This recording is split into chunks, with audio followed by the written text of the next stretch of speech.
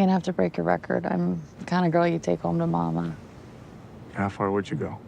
I'm not sure. I'm an unreliable narrator. I think that anybody who is the victim of abuse becomes an unreliable narrator because we don't want to admit these things are happening to us. And so we're looking at things through a different lens than we normally would. And this is what I think confuses and confounds people who find themselves in abusive relationships.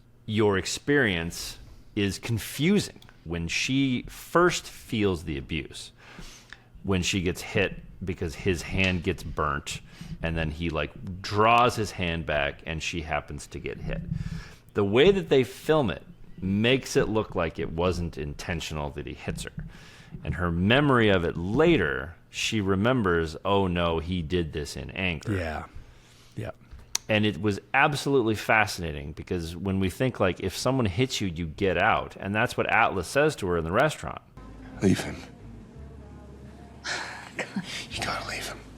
And she's like, no, you don't understand. It was an accident. And they did such an amazing job of filming it so that we also were like, that one actually was an accident. Like that's, but then later we're like, oh no, it wasn't an accident at all. Sure. That's the unreliable narrator. It is easy to write these things off, especially when they're things we don't want to believe. Sure.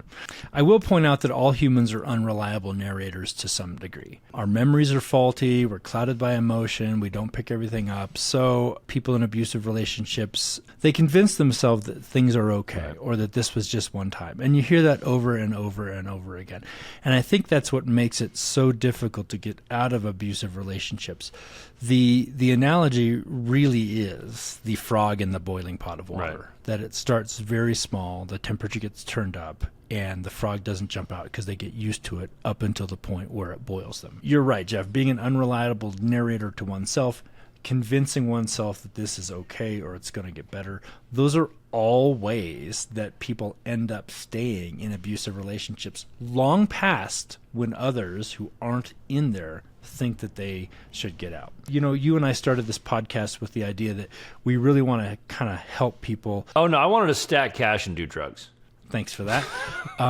What I was going to say is please have grace and understanding when you see someone who's in an abusive relationship and they don't get out. The big question is, and the thing that I want there to be a takeaway for this, how do you get out? You get out of it by making a plan, making up your mind, finding the resources in your community, including calling the National Domestic Violence Hotline at 1-800-799-7233, finding out what the resources are in your community, and making a plan to leave.